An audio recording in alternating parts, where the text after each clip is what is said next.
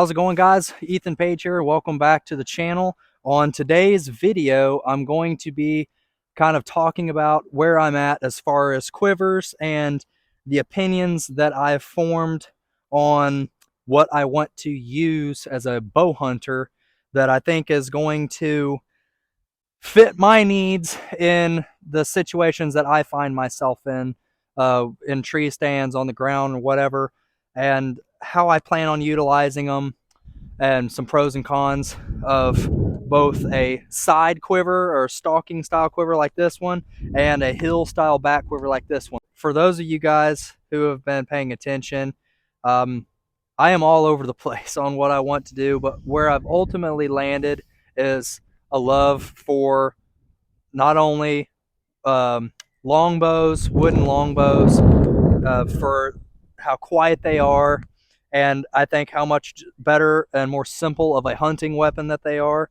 but particularly hill style bows. I've fallen in love with them. I love the way they shoot. This one is one that I made, as you guys may know if you watch and pay attention to the channel. I found kind of where I want to be right now, after doing things, that are more complicated, recurves, kind of all over the place.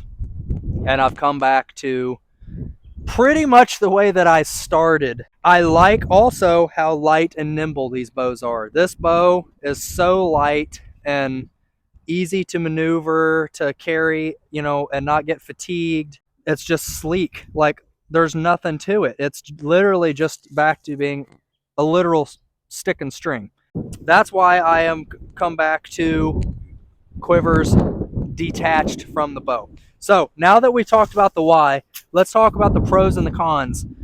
So pros with the stalking quiver, side quiver. I made this quiver myself.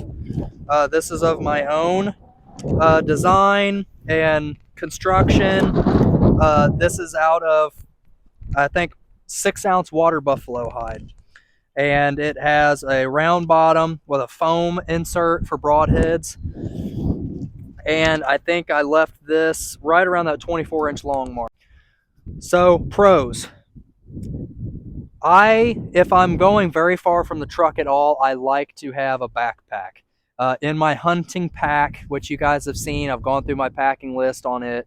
I like having my core necessities, and then you guys know I like my fanny packs, or I like my waist packs with the bare necessities for just hitting the back 40 or staying really close to the truck.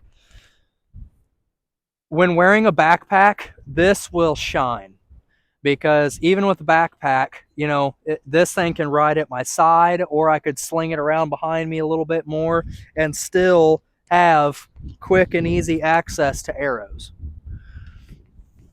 And that is the other thing that I like about this quiver, is just how accessible the arrows are without a lot of movement.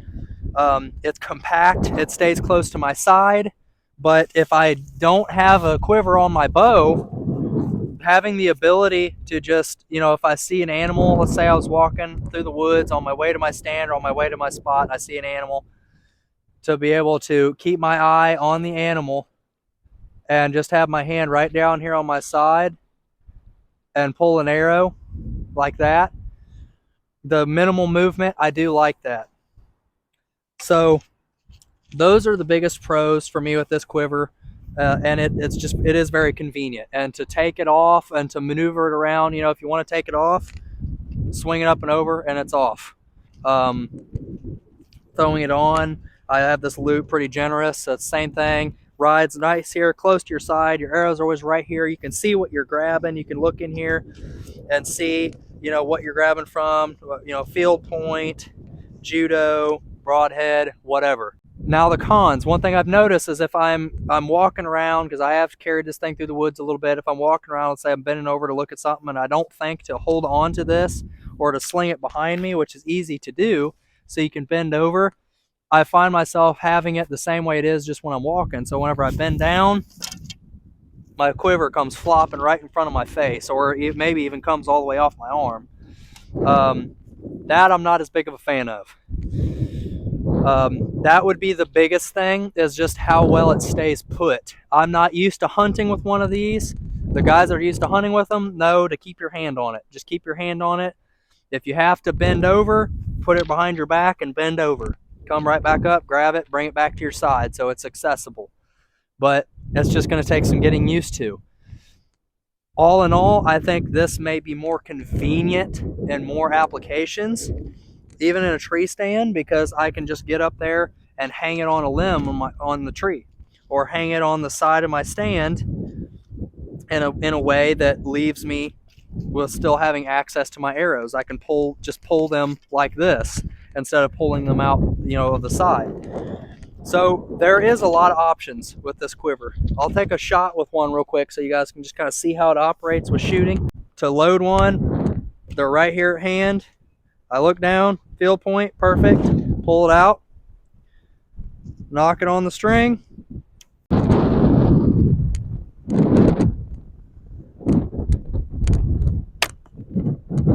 So that's the side quiver. Okay, so my hill style back quiver.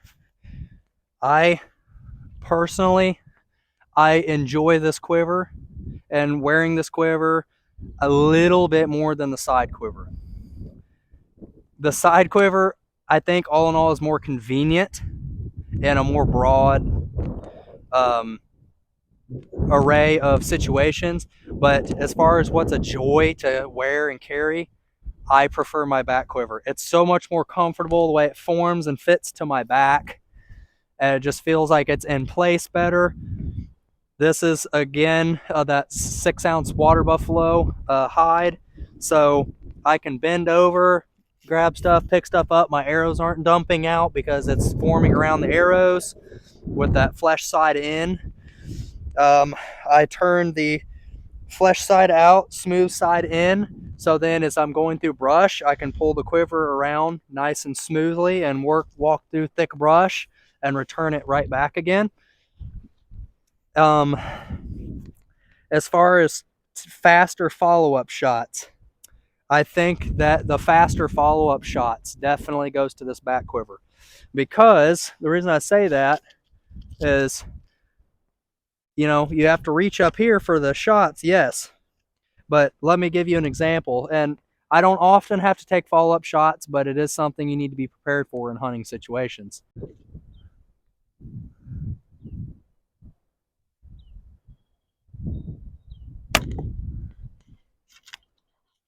That was better.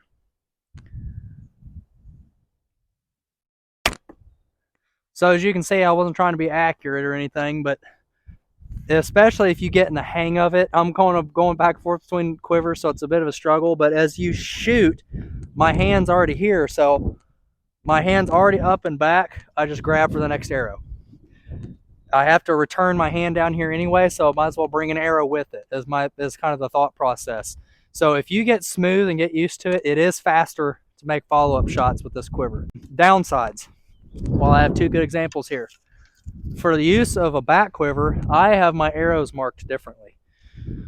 Right here, I have a field point and a judo. My judo point I have marked. I have a piece of red arrow wrap tape on the top side, or on the back side rather, of this arrow, so I can look back and I can see what arrows are what. Field point has nothing. Judo field point. So that whenever I am reaching for arrows, especially if I'm in a hurry, I look back, oh, that's a judo. Grab field point. Now, disadvantages is grabbing the arrow initially. So if you're walking through the woods, you see an animal, you have to do this whole thing. You're back here looking, okay, I got a broadhead, I don't have a field point, and having to, kind of go up and out with it, right? The nice thing about the hill style quivers, because how wide it is, I can kind of draw side and downways with it like this. That's the one thing, the one downside to it. The other downside to it is, again, with that backpack. If I'm right here on the back 40, this works fine because I'm not wearing a backpack. I just have my fanny pack with my essentials, my knife, and whatever. But if I'm wearing a backpack, I cannot, there's no way that I can perceive as this time to run this quiver with a backpack on, because it won't go over top of the pack. I could maybe strap it to the pack, but then if I strap it to the pack, my arrows are all the way back here behind my head. But I mean, it could still work, but it's just something you got to think about. But then if you're trying to move through brush, there's no more sliding that quiver under your arm to move through brush. If you're moving through brush, you got this antenna of arrows behind your head that's going to snag on stuff as you try to go through brush. So that could be a downside. Other than that, both of these quivers have their good points and their bad points. But all in all, I get more enjoyment out of this quiver, but more practicality out of this quiver. I have a carpet insert in the bottom of this to keep broadheads from stabbing through. I have a foam broadhead to keep them from even touch, or foam insert to stick the broadheads in where they don't even touch in this one. So there's just so many things to take into consideration, and a lot of it really is how you hunt. And for me, sometimes I go far and need a backpack. Sometimes I hunt close to home. If I'm hunting close to home, I probably will use this, in all honesty. But if I'm going very far and need that backpack, need things to be more streamlined, probably going to be using this. So I'll be using both of them, I guess, is what it all boils down to. Just some thoughts, just some things that I've noticed.